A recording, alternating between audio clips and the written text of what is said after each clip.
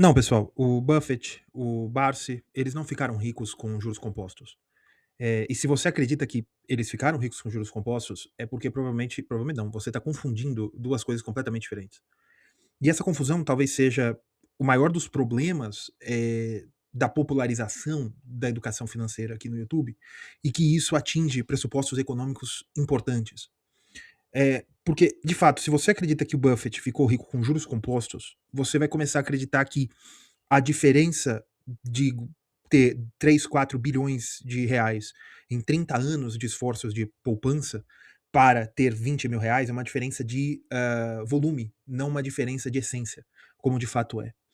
E eu sou o Léo, neste canal nós tratamos economia como ciência, divulgação científica de economia, onde eu trago temas do debate público para esmiuçá-los com a teoria econômica, seja ortodoxa, seja heterodoxa. Eu estou nem aí pro rico dinheirinho de vocês. Eu tô nem aí o que vocês vão fazer para se aposentar ou não.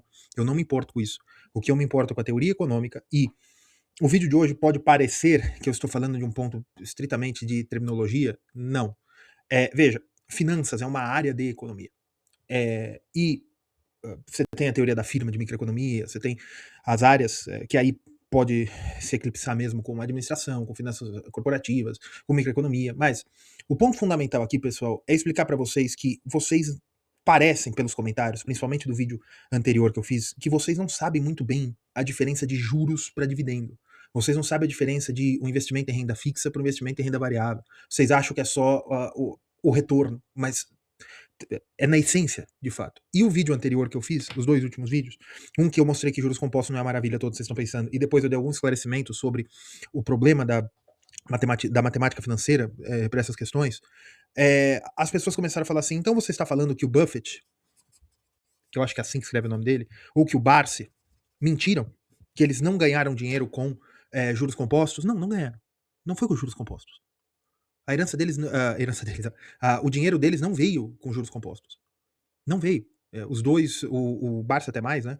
Mas o Buffett veio também poupando e construindo patrimônio. O Barça até mais, com emprego comum, né? O Barça não é descendente de congressistas norte-americanos, como o Buffett é, e foram poupando e conseguindo. Mas esse poupar é no sentido de postergar consumo e investimento, sim. Mas não é no mercado de título da dívida pública, não é juros compostos.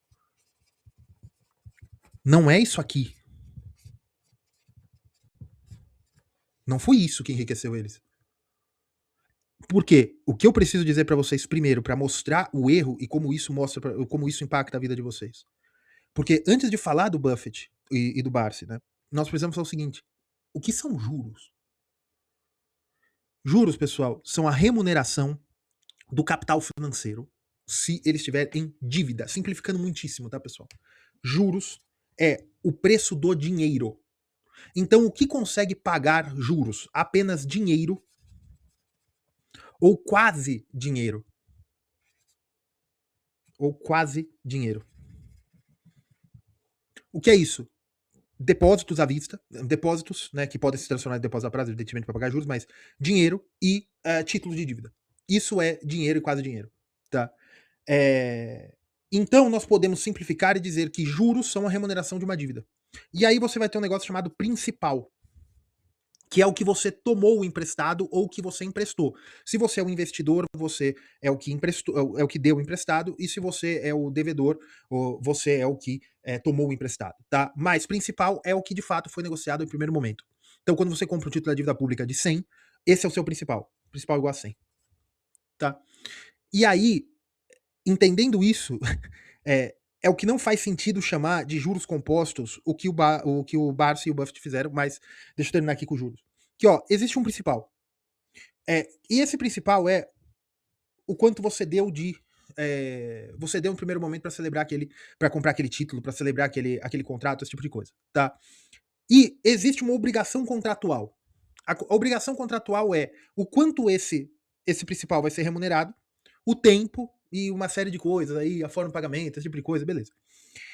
Num título da dívida pública, normalmente ele tem um valor de face. Alguns títulos têm um valor de face. Os títulos, alguma debênture e tal, você vai ter um indexador, mas não importa. Você sabe, a partir dos termos da dívida, você sabe o valor futuro e o valor presente daquele título.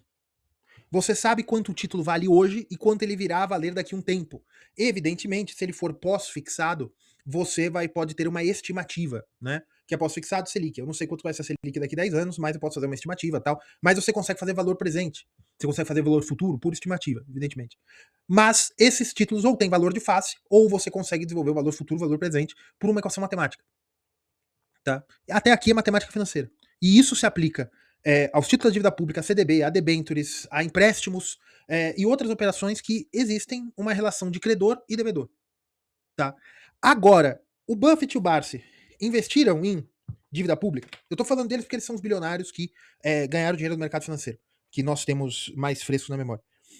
Eles ganharam dinheiro com dívida pública? Não, pode ser que eles até tenham uma composição, né, do portfólio deles e tal, mas eles não são conhecidos por isso. Por quê?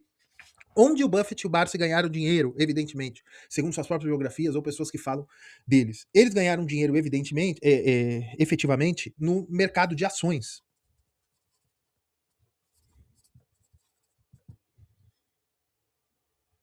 E, veja, o que o Buffett fazia? O Buffett comprava participações de empresas. Fazendo como? Por análise fundamentalista. Ele comprava ou empresas que não tinham capital aberto, ou ele comprava, de fato, ações. Veja, uma ação não é um título de dívida. O acionista não é um credor da empresa. O acionista é proprietário de um share, de uma participação da empresa. Ele tem, então, e ele tem ali participação de quanto a empresa vale. Mas quanto a empresa vale? Não é como um título da dívida pública que tem um principal, ou tem um valor presente, ou valor futuro.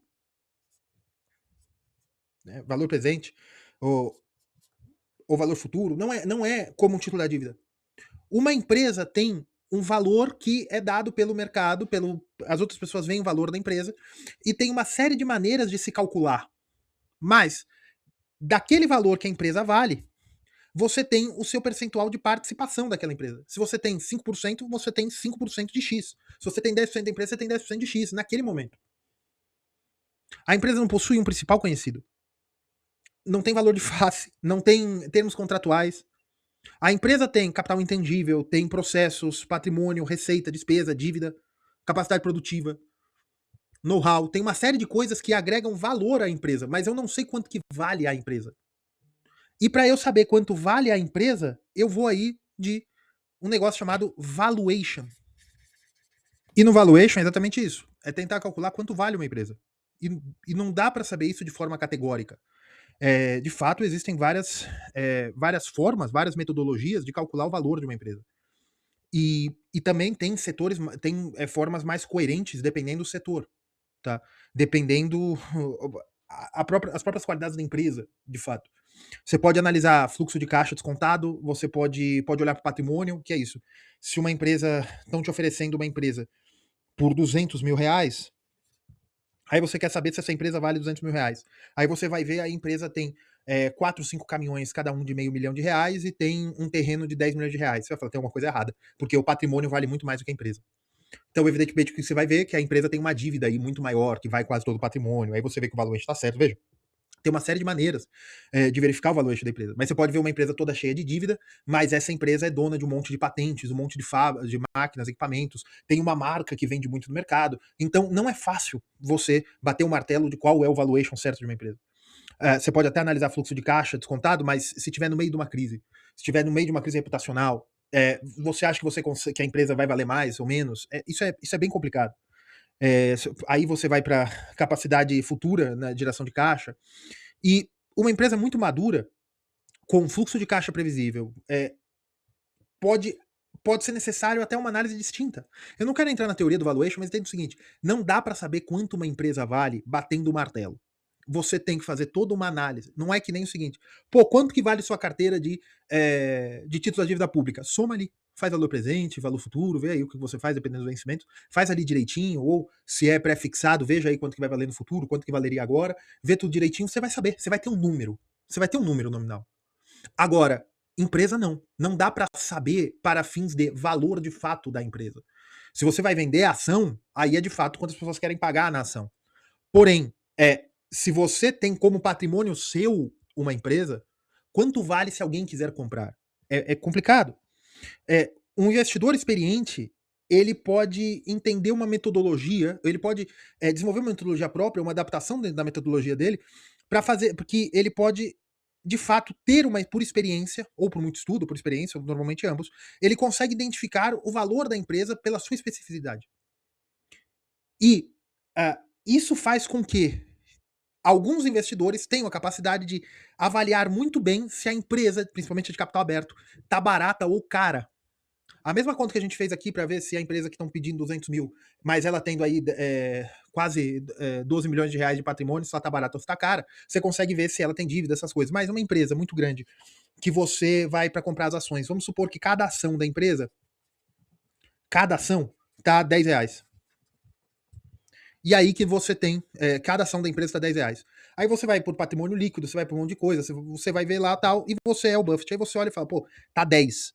Pela minha experiência, pela metodologia, olhando, não se esqueça, o Buffett tem uma forte formação de contador, o Bars também, tá? Você olhando balanços, olhando tudo, você como grande investidor no mercado financeiro, você pode olhar e falar, não, essa empresa por 10 tá fora de órbita, essa empresa deveria custar 20 reais. O problema é o seguinte, quando que a empresa vai alcançar esse valor? Pode ser que ela nunca alcance, mas eu refino, eu como investidor muito bom, eu refino aí quanto que vai ser. Mas como é que ele chega nesse valor, que é 20 em vez de 10? Por quê? Porque aí você faz o valor de mercado da empresa, que é a quantidade de ações vezes o preço das ações, para você saber o valor de mercado. O valor de mercado é uma forma de valuation, mas é muito uma fotografia. É mais para você ver normalmente, para balizar se o seu valuation particular, você como investidor, o quanto você acha que a empresa vale, quanto ela deveria valer por ação, mais ou menos. Isso é uma análise bem fundamentalista. O que o Barsi e o Buffett fizeram, via de regra, foi identificar que o valor de mercado das empresas estava inferior ao quanto eles acreditavam que a empresa valeria. E aí o que eles faziam? Eles compravam participações nessas empresas, e aí sim, começando baixo, né, com pouco capital inicial, e iam comprando. À medida que as apostas iam dando certo, não aposta, mas à medida que esse trabalho de identificação de melhores oportunidades ia funcionando, eles reinvestiam. Eu já entro nisso aí. Mas como é que uma empresa paga? O que uma empresa dá de retorno eu ter participação de empresas? Porque veja, o título da dívida pública, a debênture, esse tipo de coisa, você colocou um principal, e o cara vai te devolver um montante, que é o principal mais juros. Né? Mas é juros compostos, tal. Só que de onde vai vir o seu dinheiro quando você faz título da dívida pública?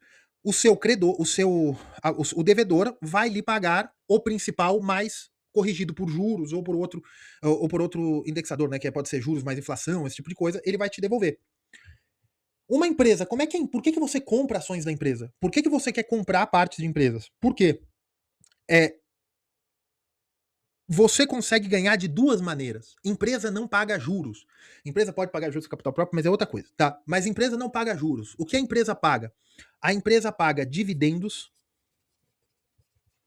ou você pode ganhar ganho de capital. O que é isso?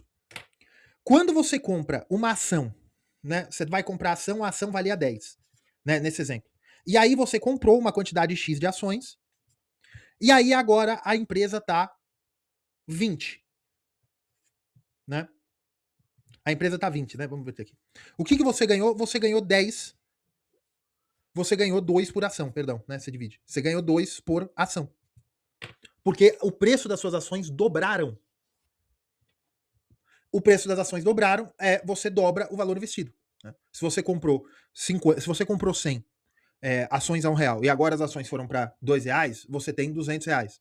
Você dobra. Aí, evidentemente, que tem a quantidade sua inicial menos tirado o ganho de capital, né? Então você tem isso que você ganha. Você ganha a valorização. Esse é o seu retorno. Não é certo falar lucro, tá?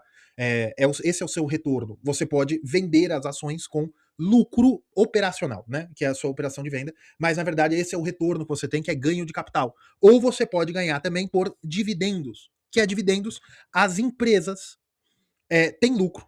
Né? Elas podem vir a ter lucro. E elas tendo lucro, elas podem vir a repartir esses lucros com os acionistas, porque os acionistas são os donos da empresa.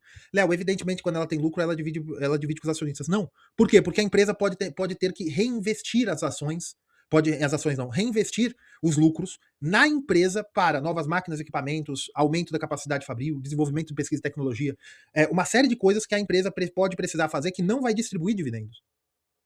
Ou seja, mesmo que um investidor muito atento consiga verificar que a empresa está muito barata e tenha ganho de capital, ela pode não pagar dividendos. E às vezes isso pode frustrar e a empresa, mesmo tendo uma melhor capacidade, aumentando ainda mais, né, a sua capacidade de gerar receita, essas coisas, ela não distribui dividendos. Então isso pode diminuir o valor da empresa a mercado, teoricamente.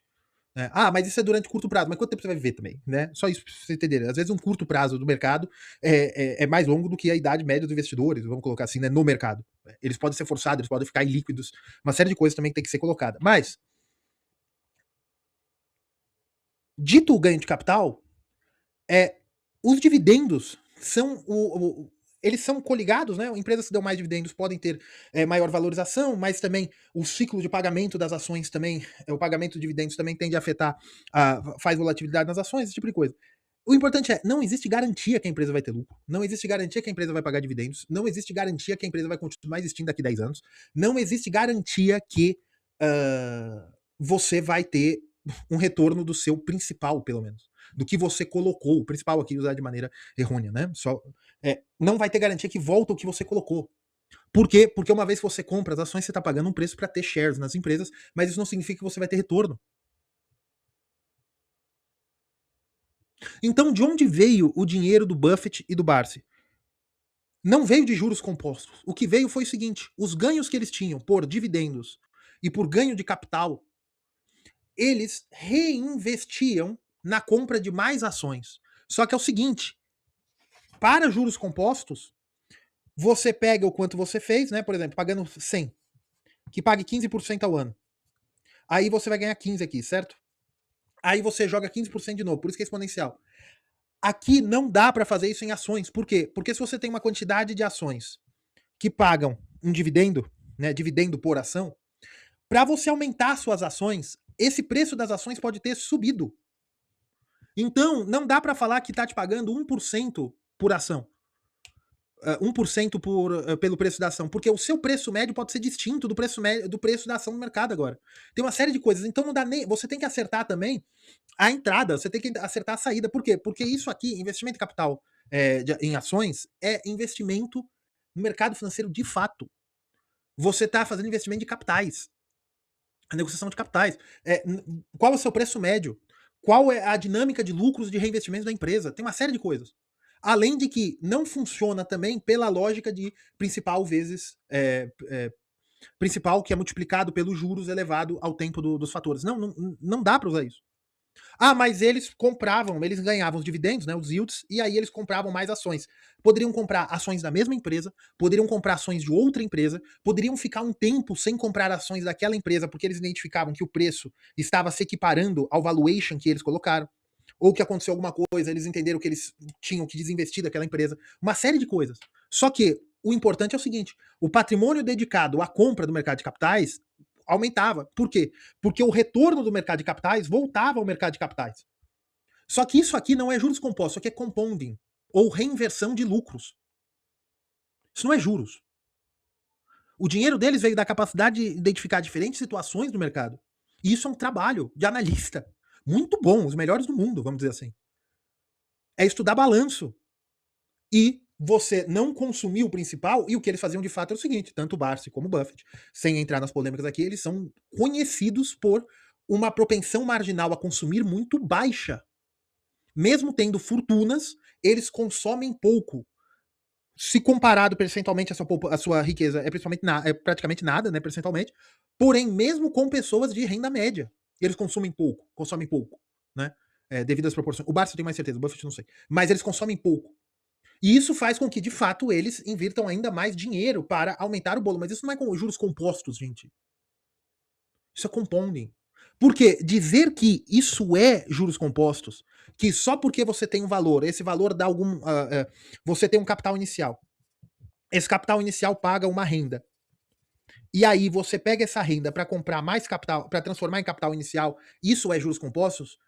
Isso é a mesma coisa de você falar que um fazendeiro tem juros compostos ao fazer uma ao ter uma fazenda de milho em que ele tem 100 sacas de milho, ele consuma ou venda 50, pega essas 50 sacas, planta novamente, depois ele vai ter 300, isso é juro composto. Não é isso, é reinversão. E aí fica ainda. Vocês podem falar que é ridículo o que eu tô falando, mas aí que vem os memes de Twitter ou da Faria Lima, o pessoal falando assim: não, compre uma vaca em vez de comprar um iPhone, porque a vaca pelo menos pode lhe dar bezerros. Não, pô, isso é reinversão de patrimônio. Isso aí não é. Isso aí não é. Isso aí não é. Isso não é juros compostos, gente, pelo amor de Deus. É isso que eu queria dizer pra vocês. Esse vídeo ficou um pouco trucado, mas é um assunto que é necessário falar pra vocês. Tá certo, pessoal? Por hoje é só. Um abraço, fiquem todos com Deus.